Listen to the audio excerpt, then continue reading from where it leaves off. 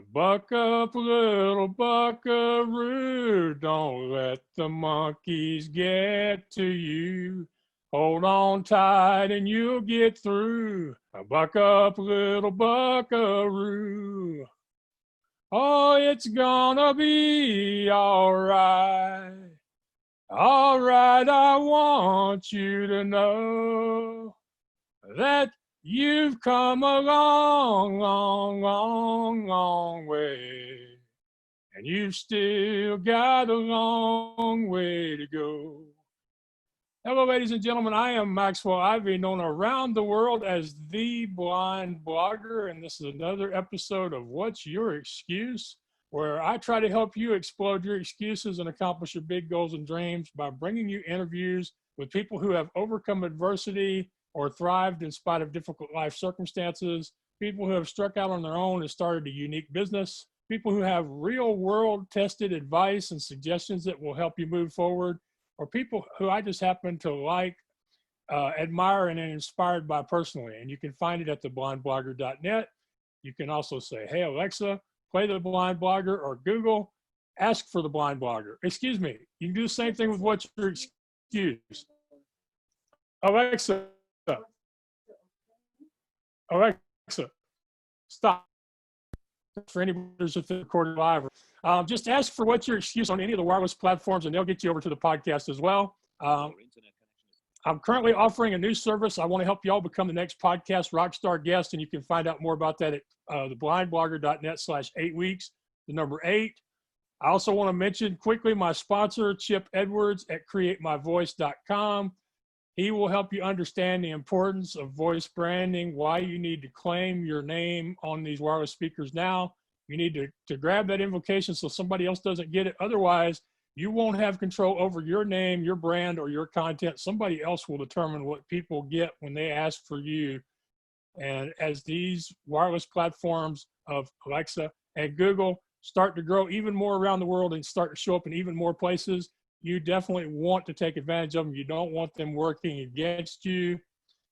So check Chip out. You can find him by asking for him as well. Like, Alexa, stop. You can say, Google, ask for Create My Voice. So now I do have a great guest this week, and thankfully he's still with me. He hasn't started cracking up laughing at the Blind Blogger. So his name is Ryan Biddulph. He is the blogger from Paradise. He's traveled the world as an author, coach, mentor, course creator. He's written over 100 and I don't know how many books anymore because it's like he has a new one every week. He is just a creative source of energy, light, and wonderfulness in the world. You can find him at bloggingfromparadise.com. You should definitely check him out on Amazon. If he doesn't have a book that you don't need, then you are really way more enlightened than I am. So Ryan, thank you for being a good friend, and welcome to the podcast. What's Your Excuse? Max, thanks so much for having me, buddy. As always, it's my honor and pleasure, and I'm just really here to enjoy it. Thank you so much. You know, I appreciate that sentiment because I think far too many people think I'm going to do podcasts to promote my brand. I'm going to sell a bunch of stuff, and it's going to be just another part of work. But that's not the way you view anything, is it? No, not at all. I learned from a lot of really happy, compassionate people who've experienced worldly success that when you enjoy the process and you fall in love with the process of creating helpful content and befriending human beings, that not only do you enjoy the ride more, but you also see greater success over the long haul. So when you treat the self-focused, the inward-focused motives as like bonuses or extras or icing on the cake, you don't need them, and you're focused on helping other people, that's where all the magic happens over the long haul. So definitely, I never do a podcast with an idea of pushing or promoting, because I'm not thinking about. Well, that's something I've always known about you, but I'm great to have you explain that to my audience. So why don't you tell people a little bit about what a world traveler has been doing during the pandemic and how you're managing your mental health? All right. Well, I have been pretty firmly ensconced in the, well, you know what? Now I think about it, the day I left New York City for our last house sit was the day I remember the New York Post, one of the big papers there. It was the day everything really kicked in. I was in Brooklyn. We had done a 3-week house sit. So I was likely walking around Chinatown and all these other touristed areas with a lot of folks who were suffering from COVID. So long and the short of it, I've been firmly ensconced here in New Jersey, just doing my thing here, focusing on business. And the reason why I've been really cool and chill about everything is because I've doubled down on taking care of my mental health with meditation and different types of yoga, about an hour to an hour and a half of power walking every day. And I also spend a little bit of time in an icy cold shower every day to keep the energy flowing. So what I'd say more than anything, Max, is just knowing that I'm not going to be traveling for a while and being at peace with that fact, because it's just not going to happen, has helped me focus on what really matters. And it's managing my energy and helping people through blogging. And that's what I really have the greatest joy doing. Even though I love traveling, I just know for now I kind of have to put it to the side. So again, it goes back to falling in love with the process.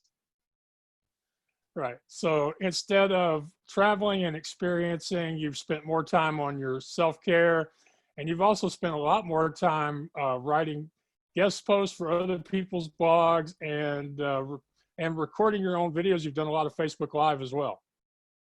Correct. Yeah, heavy emphasis on those areas, especially guest posting, because it's an awesome way to leverage, I think. Yeah, even with people worried about the do follow problem with Google, guest posting is still a great way to make people aware of who you are and encourage them to visit your website.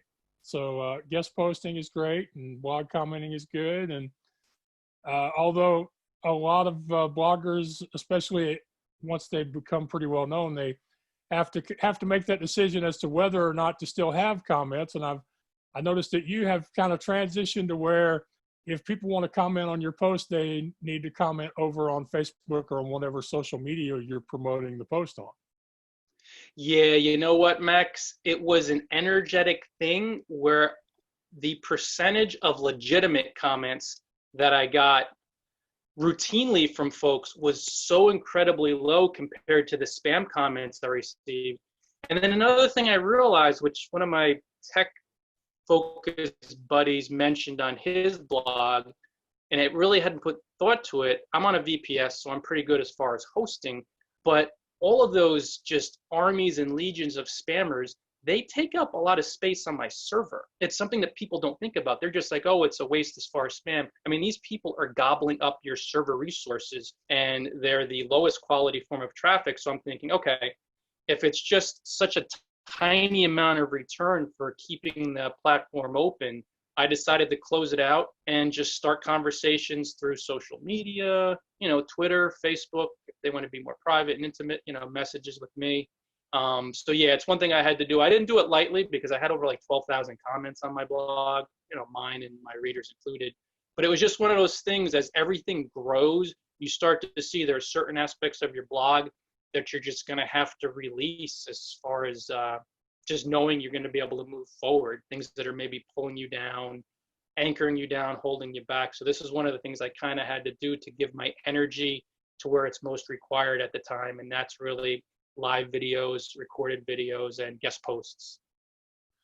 Yeah, and we were actually talking about that before I press record, that both of us recently have had to at least give some thought and even take maybe a day or two and go, there are things I'm doing that they may be enjoyable, but they're not really serving me at this point. And so maybe you could talk a little bit about that experience, because I know that you are pretty open and authentic yourself.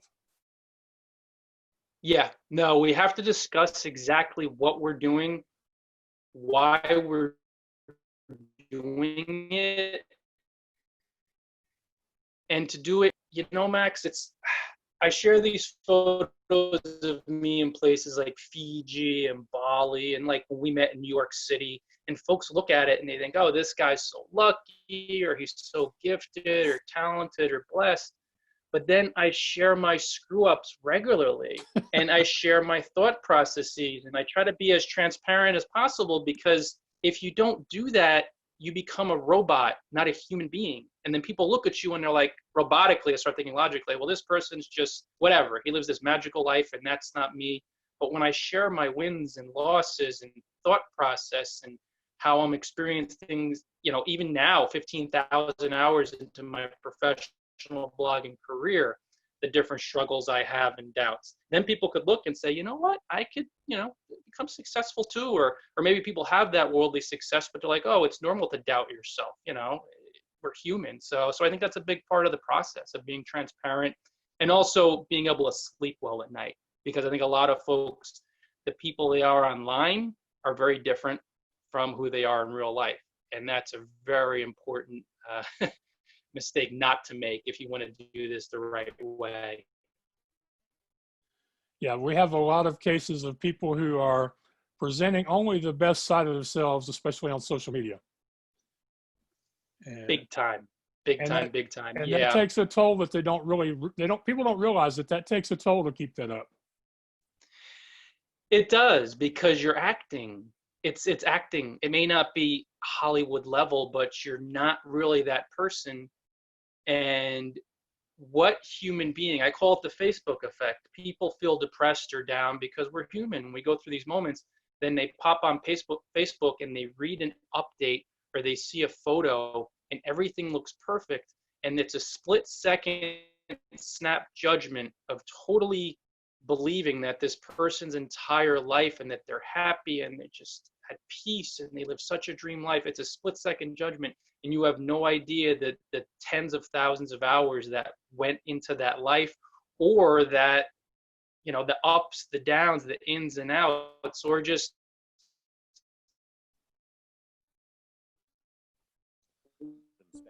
what is the self-image, is it true? And then the person hides everything else that wasn't perfect at all. So I think when you're doing that and you're just being honest and genuine and sharing your wins and losses and success and failure, instead of looking like a fraud, I think that makes you more credible and trustworthy and honest and human, which is really the most important quality to becoming a successful blogger or being successful and happy with anything in life.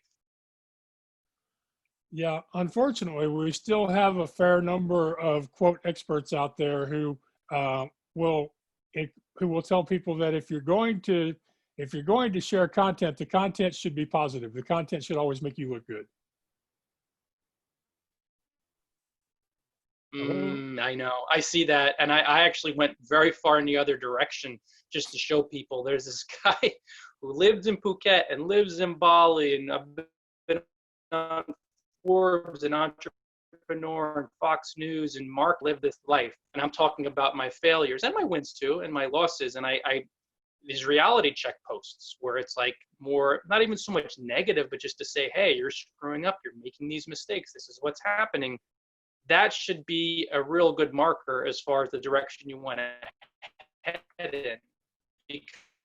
Because not only does it help you become more successful, but again, it helps you enjoy that you are who you are offline and online. And I've met a lot of top bloggers, Max, just through my travels, and they tell me the guy you are offline, as we sit down and have lunch or have a cup of coffee, is just like the guy you present online. There's no difference between the two. And for me, there's no other way to be, but for a lot of newbie bloggers who are learning from some of this last bastion of experts who talks about keeping it positive and brand image and reputation, there's still a lot of folks out there who are mass following them down this road of unhappiness. Because even if you have worldly success, if you're not doing it from an authentic place, like you said, that energy to maintain that, it becomes exhausting because it's acting.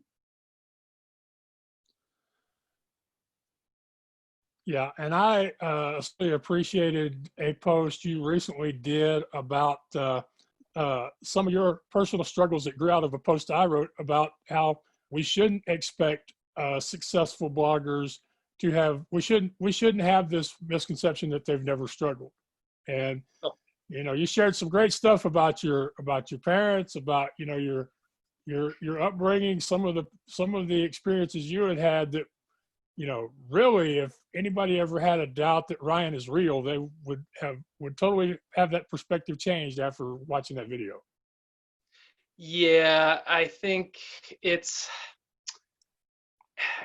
I mean, during the early days of my travels, I remember, and this is when I had some worldly success, but I was just facing a lot of fear and pain. I remember some of the places, and again, this is, hey, not to be a downer, but this is just how it is, guys. I remember, and this is again, probably 10, 12 years ago now, being high up on some of these buildings where we rented apartments and just looking down and thinking, should I? And I'm not talking about like a serious thought, but just kind of like, I don't know if this is really worth it anymore. And I think for people, they look at me and they're like, how could that ever be? He's always smiling. He's this or he's that. Or we tune into sometimes this perfect version of someone to give ourselves the excuse not to fail and then succeed. It's interesting how the ego works and how the mind works. But when people hear that, and that's even when I was traveling, or when they hear what I went through with my mom and her terminal illness, and they're like, oh, maybe he wasn't so lucky. And then that gives other people the permission to say, you know what?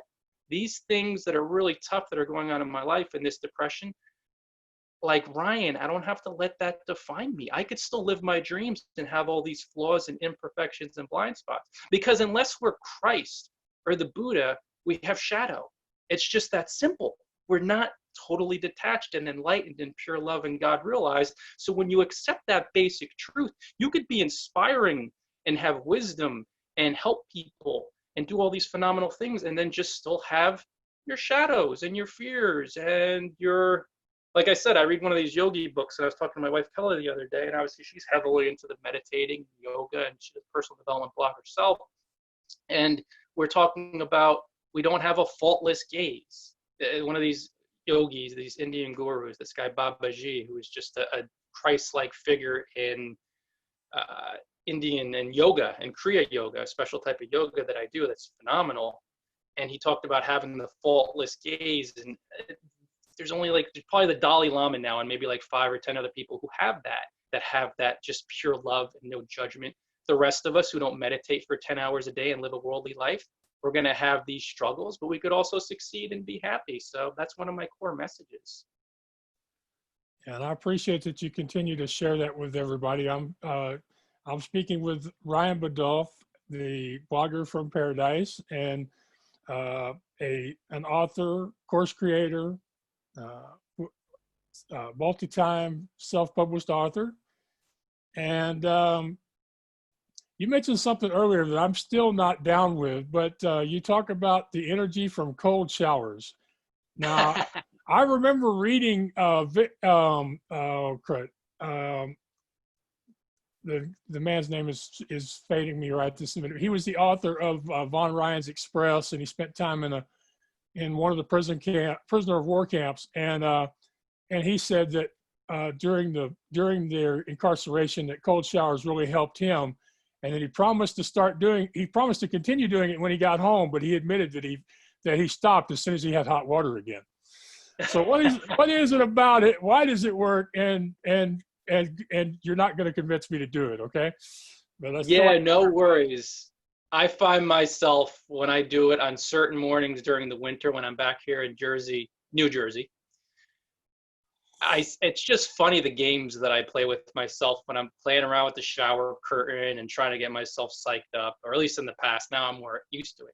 I think more than anything, first off, guys, just, no blogging popsicles out there. I don't want to have any heart attacks. Check with your doctor first if you've never done this, number one. And number two, you just want to work the dial over a little bit at a time. But really, at its essence, Max, I feel that our bodies are ultimately like these, flesh and blood, but it's kind of malleable energy, even though it doesn't appear to be that way. So when you take a cold shower, it opens up all those energetic blocks, like all the stiffness and the tenseness in your body physically, but it also opens up your mind. Because what we do being human, and we're not doing our meditating as much in our yoga we hold on to experiences from the past, we hold on to fear and pain, and this creates blocks in our energy. Cold showers just open that up in a major league way. Like I get stiffness and tenseness in my neck and shoulders when that cold hits that region for a good 10 to 20 seconds, it opens up and the tension's gone. So it's kind of an element, it's kind of a natural way to really open up your body and your mind. But of course, at its core, what promotes that openness? Facing two distinct fears. Number one, the intense terror of the sensation of cold water hitting your body. And then number two, the actual physical, tangible event of cold water hitting your body. So these are two intensely distinct, intimate fears that most human beings cling to, which are ultimately just fears in your mind. Like every fear, it's just not there. It's an illusion. But it feels, like Einstein said, illusion, reality is an illusion, although a persistent one. It feels very, very real and tangible and overwhelming. So I like it to move the energy along, but also as an exercise to face a deep fear every single day, to whereas now, with me doing it for years every day, it doesn't really scare me that much, and it feels a little uncomfortable, but I'm able to be with it. And that helps me a lot in the offline world with all these different fears that we face when we're blogging or living life. Okay, well, in my lifetime, a cold shower meant that we didn't have hot water, but we couldn't open while still covered in grease. So so I do not have fond memories of it, nor do I see it as something. So I think what I'll do is I think I'll let you keep taking the cold showers, and I'll keep singing, because that is for me, it's one of those things that, as you say, it's not as scary as it used to be, but it's a reminder of something that used to cause a lot of fear in me to do, especially in public. So I guess we'll just Exactly. have to choose our own fears to face on a regular basis. That's it. It's really different strokes for different folks. And that's the beauty of it. Like people get in their mind, I have to do this to become successful or to become more fearless. We're all going to have our different fears to face. For me, heights is a big one. I remember doing swing bridges for the first time in New Zealand. I mean, gorgeous place, just absolutely mesmerizingly, just absolutely jaw-dropping beauty in New Zealand. But in their national parks, which are all free, which is really neat, they have these swing bridges, which are like 200, 300, 400 feet above these gorges, these little flimsy bridges that actually swing, bounce up and down as you're walking across. So not only my fear of heights, when I went over a swing bridge for the first time, really just totally tried to paralyze me, I had to deal with that sensitive pit in the stomach that is really hypersensitive with me, that occurs maybe when you're in a plane, stomach in the throat feeling when you have a little bit of turbulence. So feeling those two fears, it was incredibly liberating when I crossed and then came back. But that was another example. Some people be like, oh yeah, just walk across a bridge, no fear of heights. But I felt so empowered after that. It was just really very horrifying for me, but I did it. Yeah, I also have a thing with heights. And I've tried a couple of times to face them in a big way, and neither time worked out. But just not so sure about a tiny bridge that sways that far above ground. But of course, getting to New Zealand's the first part. So so I think I can cross that off of lists of things I have to worry about anytime soon. But I have noticed a difference when I fly. When in the 80s and 90s, when you flew, the plane would take off and go pretty much straight up in most places, unless there was a geographic reason why not to. But it seems like nowadays when you fly, the planes kind of meander around and around before they finally get up to an altitude where you feel relatively comfortable in the plane. At least that's me. So I didn't used to mind flying, but now I don't really feel comfortable in a plane until it gets to cruising altitude. Yeah, you definitely do. I didn't fly for the first time until 2011. Yeah, we just passed 9 years. Wow, 9 years circling global the past year. Not too much globe trotting with everything going on, but But yeah, you really meander around, and it used to be, from what I heard from flyers like yourself back then, how there used to be more of a quick ascent, and now they really do. It's windy, and you're likely to run into a little more turbulence. You bounce a little bit. You just don't feel as settled, because once you reach that cruising altitude, unless you run into the pockets here and there, of course it feels different than being on a train, but it's really not too much different if it's relatively a smooth flight. So yeah, no, definitely, it's an experience. And I mean, I remember my first flight was from JFK. Talk about diving into fear. The first time I was on a plane was from JFK to Bali. So it Ow! was 23 hours. 23 hours. The one day was a full layover in Taipei, so in Taiwan, before the last 6 hour stretch from Taiwan to Bali. I was waiting in the hotel all day. Really nice hotel, Novotel. But yeah, I just dove in, and my parents were like, well, maybe you should fly from like Newark to Philly or something before you do 23 hours. I'm like, you know what? Once I'm up in the air, I can't halo drop out of the plane. So I'm either going to have to face my fear head on. And really, the way I look at it, after your first flight being 23 hours, a 6 hour flight is nothing. And to other people, it's like, oh, a 6 hour flight. To me, it's like, oh, 6 hours is like a piece of cake. So it was good to start off from that level, because now flying is just like, yeah. Yeah. And I recently talked to another fellow on the podcast, a man named Craig Lewis, who he basically did the same thing. When he decided to go all in, he flew from Los Angeles to Paris, which is, not as bad, but it's in that same neighborhood. So I guess once you decide to finally do something, the distance is all relative. 100%.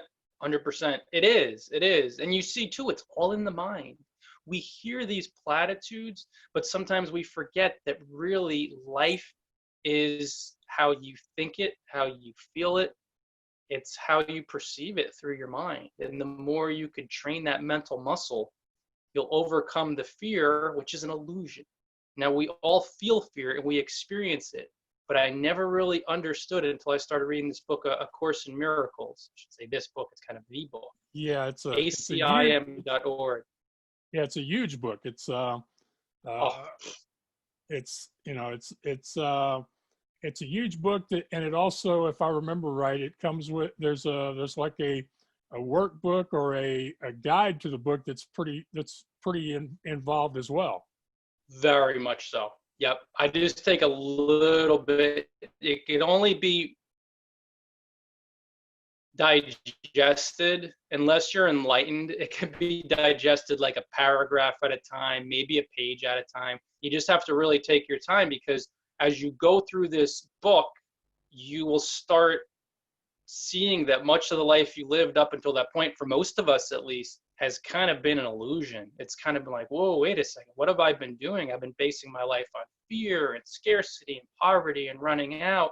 So when you start thinking through these concepts and meditating a little bit, you start to see, okay, the reality and the truth is love, even if I see the appearance and the illusion of fear around me and other human beings who don't know this. And love is what's really real, and fear is an illusion. And if you buy into the illusion, it leads you down these roads that, humanity often takes. So when you become more aware of these truths and you start nudging into fear and facing fear and feeling fear, that's where the real liberation is, because the more fearless you become, the more you're going to inspire and empower other people, and the more you'll do really cool things that in the past scared you. Like for me, circling the globe, I never thought about it, and I was afraid of flying a little bit. What would it be like to go to these countries if you can't speak the language? I remember talking to my wife, Kelly, and she'd done a little bit of travel before then. I'm like, well, what happens when you land in Thailand? It's funny thinking 11 years ago that I know this. I'm like, how could you do anything if they don't speak English? And of course, I don't speak any Thai. And then she's like, well, in tourist areas, they'll speak a decent amount of English. And then off the tourist path, they have something called a calculator back then, a calculator or a phone that will tabulate, dollar amounts or baht amounts there. Because ultimately, it's just like how much for some of the basic stuff, right? I mean, buying things basically, and Yeah. caveman like hand gestures. That's all you need any place Well, around the well, globe. that puts you ahead of me. But again, there would be some way for it to work out. I've also, I know you mentioned Jesus earlier, along with Dalai Lama and the Buddha. A lot of these same lessons that you find in the Course of Miracles are in the Bible. But again, it takes intense study. Somebody who's willing to digest it a word, a sentence, a paragraph, a chapter at a time to find those lessons. You know. Yep, very much so, very much so. Yeah, the Course in Miracles, they never out and out say it, or maybe they mention it. I'm trying to think in the whole book, but I mean that voice, it's too. There's no name on the book as far as who wrote it, because they said the book stands on its own. But it was two, I believe, psychologists from Columbia University, and they were atheists, and there was so much just backstabbing in the office. Yeah, it Yeah. goes to show you through God all is possible, because they basically dictated it from quote unquote the voice, who people pretty much believe was Christ. And even the way it writes, when you start thinking about ye and your brother and you're like, yeah, this sounds like the individual, the red words in the Bible. It sounds very similar, but obviously it goes very, very in depth, really, really in depth into these complex, simple at its core, but complex levels of logic. And it's mental gymnastics. You have to start twisting everything around and say, oh my goodness. But it's Right. liberating, and it's Right. incredible, and it's one of the tenets upon which I build my blog and my business and my life. So hasn't hurt me. Right. And you know, with the Bible, you have basic principles that are shared in there, but again, you have to interpret those for yourself as to how they apply to you. But going back to something we were talking about, how fear is an illusion. One of my favorite movie lines is from the second, or I guess now it's the fifth Star Wars movie, where Yoda tells Luke, there is no big or small, there only is. And that occurred to me while you were talking about your plane fights. 100% big Star Wars fan here, and he spoke the truth. There isn't. We're just, our minds add the labels. There's our judgment, our thinking, our feeling. It adds. Everything just is as it is, and this thing up here, which is unbelievably powerful, it literally molds the world we see. So when you become more aware of your actual thoughts and feelings, seeing your mind as it really is, you could start facing and feeling fears and releasing them, and you step out of the illusion a little bit more at a time, and big and small and good and bad and duality. And you kind of just see it's just an experience that's more love and harmony, and it's really kind of neutral in its own way and perfect, perfect, perfect, perfect, even though the mind says, no, this isn't perfect, this is what's wrong with the world, and so much clinging. But the more you step back, you realize that, yeah, it's what our minds make of it. The issue is most people are totally unaware of what's really going on in their mind. And I think even in the Western world, there's a big thing of keeping busy and working hard, and very few people spend time in a quiet room for a sustained period of time. But I think it was Pascal who said all of man's problems arise from the fact that man cannot spend time in a quiet room with his thoughts. And this is 100% bang on true. The more time I spend in silence, Max, and I do 40 minutes meditating in the morning, sometimes I do another session in the evening, yoga, sometimes I just lay there on the floor to straighten out my back and neck and to observe. You start seeing that all your problems in life are thoughts and feelings in your mind. And when you feel the fears fueling these problems and let them go, you find the solutions really fast, or someone brings them to you immediately. And then you just calmly go about your day, and the money problems and the traffic problems, over time, they dissolve. And you're like, oh my goodness, it was just a construct that I created in my mind, a thought and a feeling. And once I observed the thought and the feeling and the fear and felt it and released the fear, then the solution arose through somebody else, or it came from within me. It's beautiful how we're designed, but you got to spend a lot more time in quiet to actually become hyper aware of your thoughts and feelings. Okay, so let's apply that to the situation everybody's in now. It sounds like from what you just said, that the people who are confined with their family, their children, who are continuing to work, they're doing homeschool, they're doing craft projects, they're feeding their families, having to do all this work, all this activity.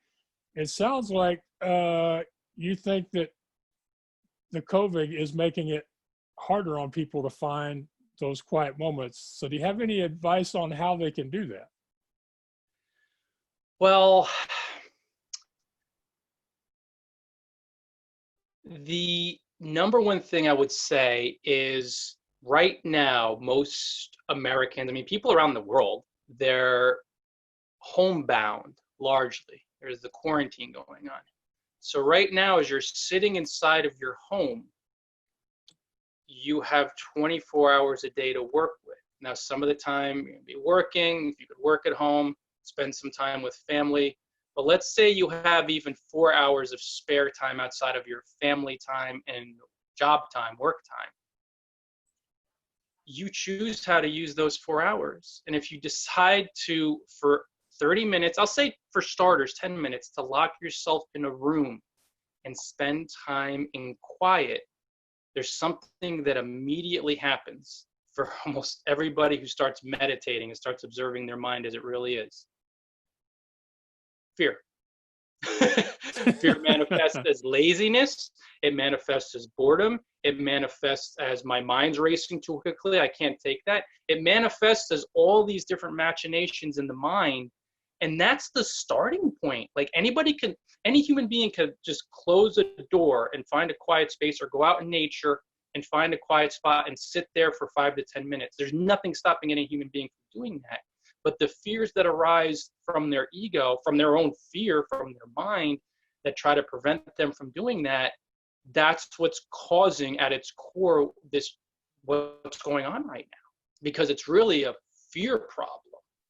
When you start realizing it's the fear of death, the fear of sickness, it's thinking that death is the end of everything, which a spirit can't die. It's thinking if you get really deep into this, Max, it will go down a rabbit hole that would probably just wake a lot of people up. And there's other folks who do that. That's not my purview. That's not what I do here. But when you start to realize that you could just go into a quiet room and begin observing your fears, what's going on right now with this crisis, you will start to wake up from it and be like, okay, I'll honor the laws. Like when I go out, I wear my mask. New Jersey had, some of the most deaths and sickness. So I put on my mask, I go out, and I'm cool with it. I'm always going to honor the law and do that stuff. But I'm kind of walking through this world, not entirely, but largely just not afraid. So to me, there's a little bit of amusement, but then there's also the clarity of like, the more I could do things from a place of love and less from fear, this whole situation is going to rectify itself fast, because it's feasting on fear. But for us to do that, we all have to take individual responsibility for our thoughts and feelings, for our own fears, for our own passions, for the emotions that go through our mind. And really that time in a quiet room, that's what's going to wake you up to, oh my gosh, I have this much fear in me, and that's why I'm so afraid about sickness and death, and why I'm so afraid of other human beings. And then when you do that, when you feel those fears, you start to see clearly. And again, the clearest seers and teachers, the adepts, they're the masters, they're the Christs and the Buddhas and the Dalai Lamas. We're just learning along the way, but we can take more steps towards them that would move along this whole crisis so much more quickly. And it all starts by going within and being with ourselves and spending more time in quiet. Well, when people ask me about fear, I usually tell them that most of the time I'm more concerned with what I'm doing or what I might not be able to do than I am about the fear itself. And that a lot of the time I don't really even think about being afraid of stuff. So maybe I'm not as present as I should be based on what I've been hearing from you today.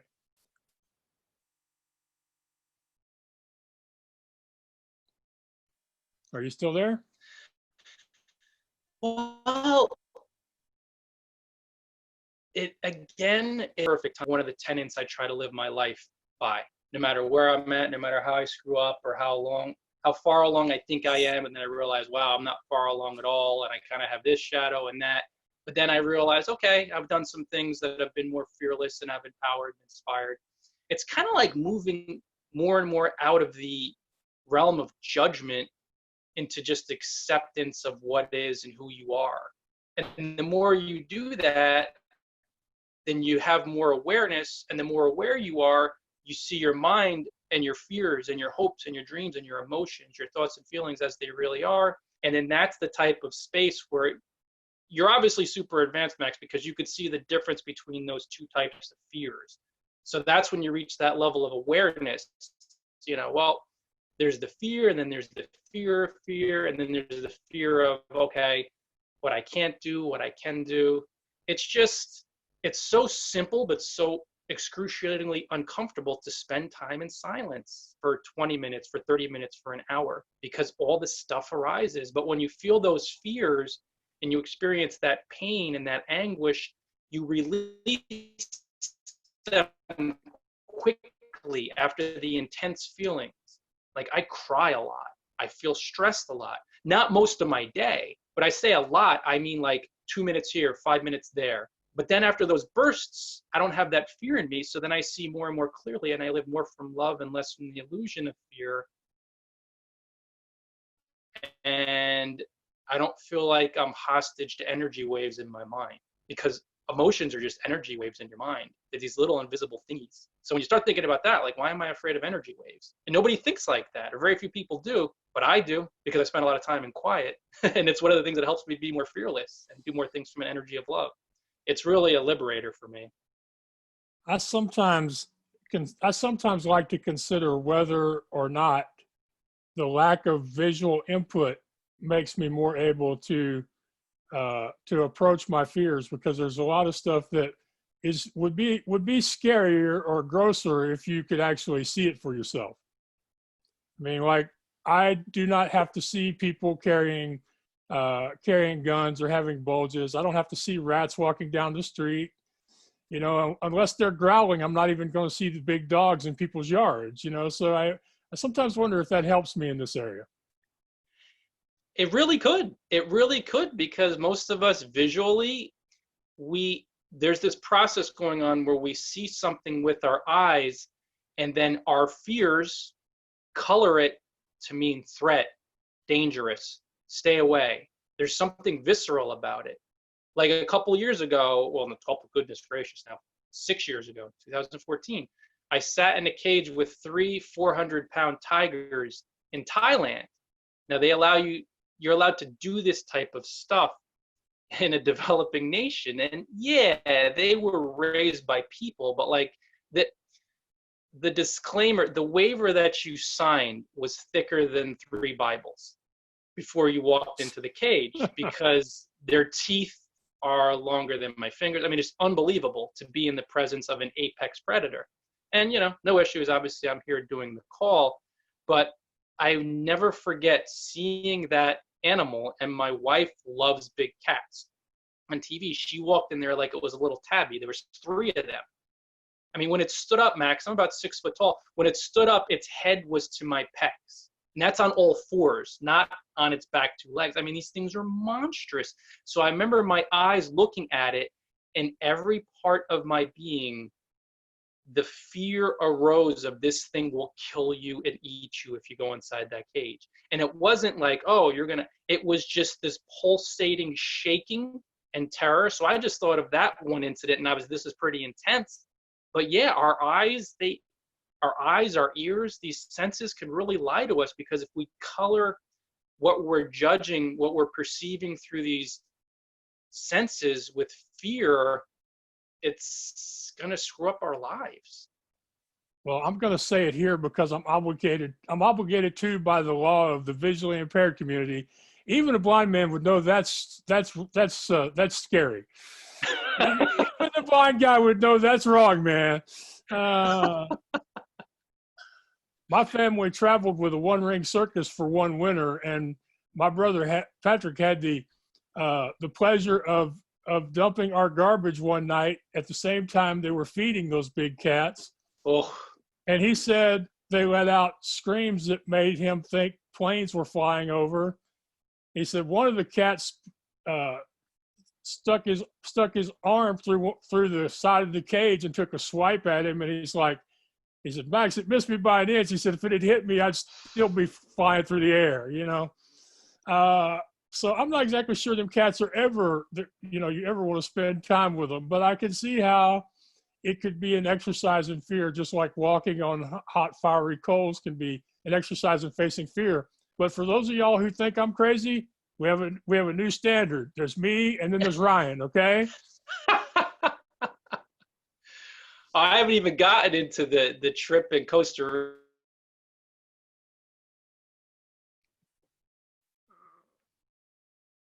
That's for another story. That we could do a whole on that, I believe. Yeah. That was a special experience, but that was, talk about fear, man. You just feel like you're cut off from the world and 3 hours in the jungle. But guys, these are the experiences when they present themselves. Nobody has to do anything, but when you have these experiences, whether it's that or speaking publicly or whatever it is, we all have all these fears. Just invite the fear into your experience, invite it into your life, just move into it, and life will get uncomfortable in moments, but it will become easier because then you're not going to be burdened by the fear that's making your life more difficult. I couldn't say it better than that.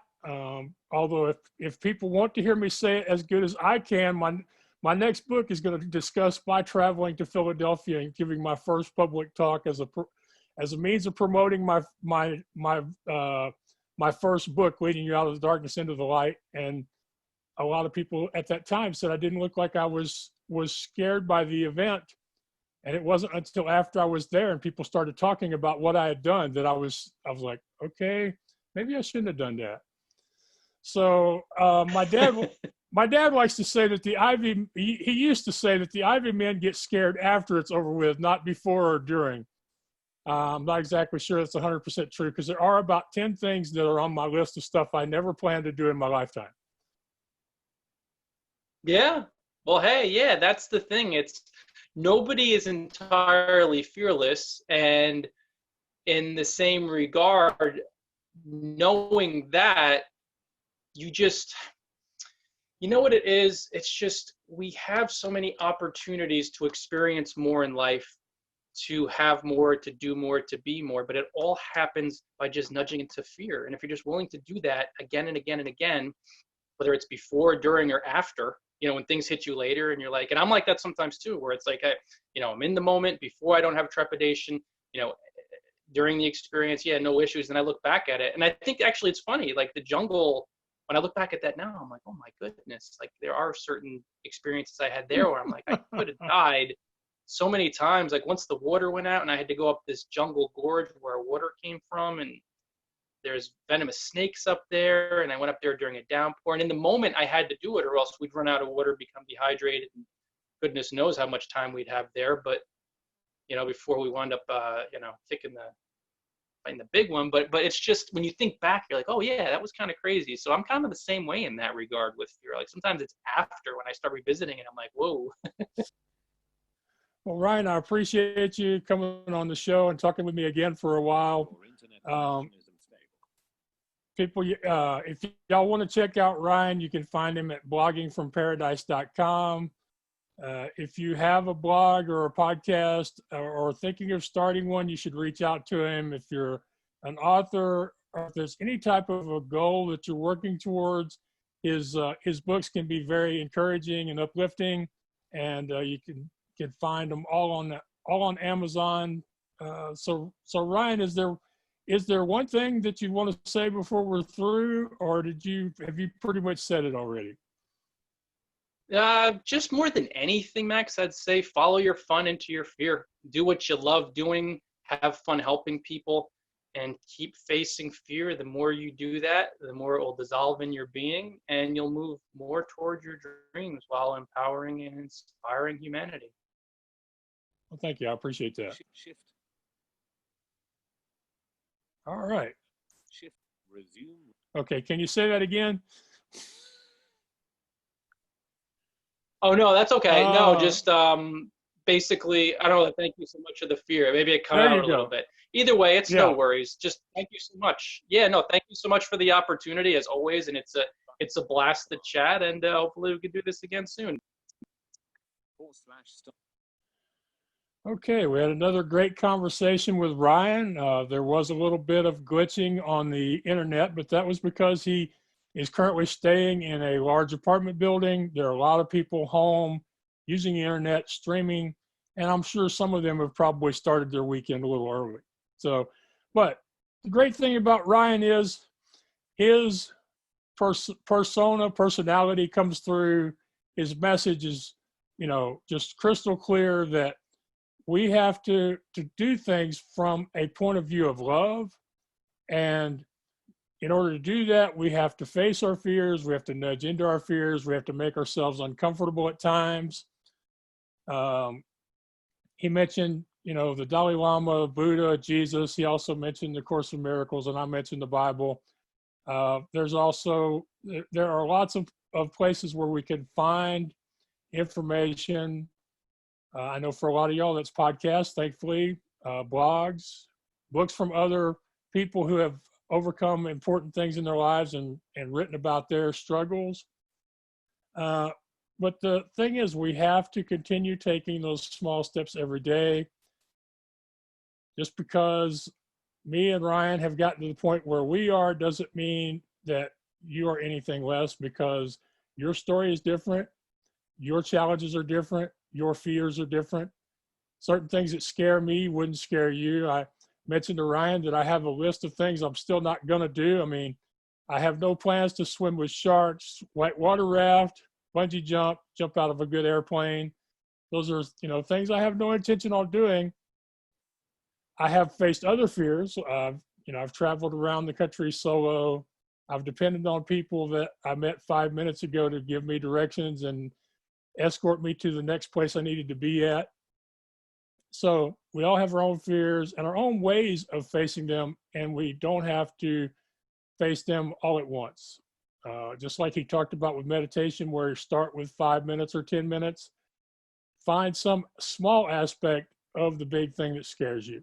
He mentioned flying and heights, and maybe you start by listening to audio recordings of jet engines, or you can't do it right this minute, but going down to the airport and watching the planes take off and land and appreciate how talented and skilled the pilots are and how smoothly run the operation is at most airports.